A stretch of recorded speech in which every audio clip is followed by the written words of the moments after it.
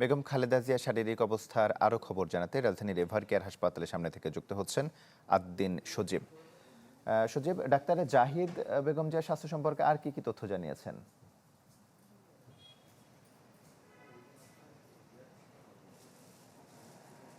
আপনি জানেন যে ডক্টর জাহিদের ব্রিফিংয়ের মাধ্যমেই বিস্তারিত আকারে বেশ কয়েকদিন পরে যারা সম্ভব হয়েছে বেগম খালেদা জিয়ার শারীরিকভাবে কী অবস্থা রয়েছে। এখানে সবচেয়ে বেশি গুরুত্বপূর্ণ যে কথাটি তিনি বলেছেন যে রেসপন্স করছেন বা সাড়া দিচ্ছেন, এটাই বোধহয় খালেদা জিয়ার যে খবর আমরা বেশ টানা 17 দিন ধরে এভারকেয়ার হাসপাতালে তিনি চিকিৎসাধীন রয়েছেন। 23 তারিখে এসেছিলেন।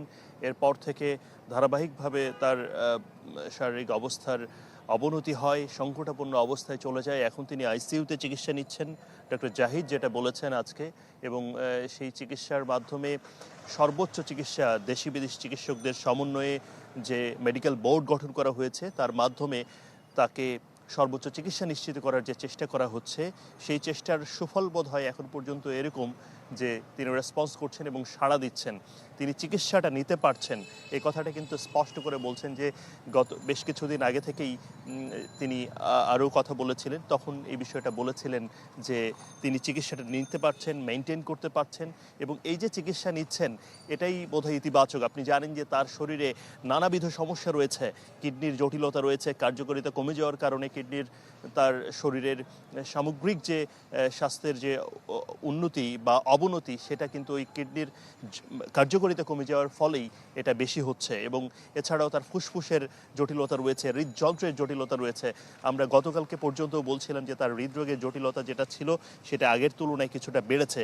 সেটার উন্নতির খবর না পেলেও আমরা যেটা খোঁজ নিয়ে জেনেছি এবং চিকিৎসক মেডিকেল বোর্ডের সদস্যদের সঙ্গে কথা বলার সুযোগ হয়ে যতটুকু জানতে পেরেছি যে তার ফুসফুসের যে সমস্যাটা সেটার কিছুটা উন্নতির খবর আমরা জানতে পেরেছি, এবং কিডনির কার্যকারিতার কমে যাওয়ার ফলে শরীরের মধ্যে হিমোগ্লোবিন কমে গিয়েছিল বেগম খালেদা জিয়ার, সে জায়গায় কিছুটা উন্নতির খবর আমরা জানতে পেরেছি, এবং আমরা জেনেছি যে তার কিডনির যে কার্যকারিতা সেটা আগের চেয়েও বেটার হয়েছে।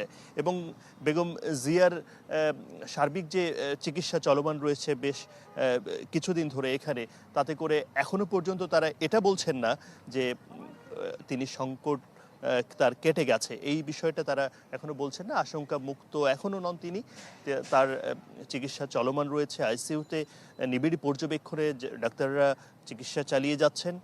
তবে তারা প্রত্যাশা করছেন এটিও যে তার যদি এই শারীরিক যে অবস্থা সেটা যদি এখন যেভাবে করে কিছুটা উন্নতি হয়েছে ফুসফুসের এবং কিডনির কার্যকারিতার, তাতে করে এটা যদি শেষ পর্যন্ত আরও উন্নতি হয় এবং অন্য যে জটিলতাগুলো রয়েছে সেগুলো যদি কিছুটা উন্নতি হয়, তাহলে হয়তো এমনও হতে পারে যে কোনো সময় তাকে বিদেশ নেওয়া হতে পারে। তবে বিদেশ না নিয়ে বরং বাংলাদেশি আপাতত সুচিকিৎসা নিশ্চিত করার সর্বোচ্চ চেষ্টা করছে এই দেশি বিদেশি চিকিৎসকদের সমন্বয়ে যে মেডিকেল বোর্ড রয়েছে সেটি। তমাল।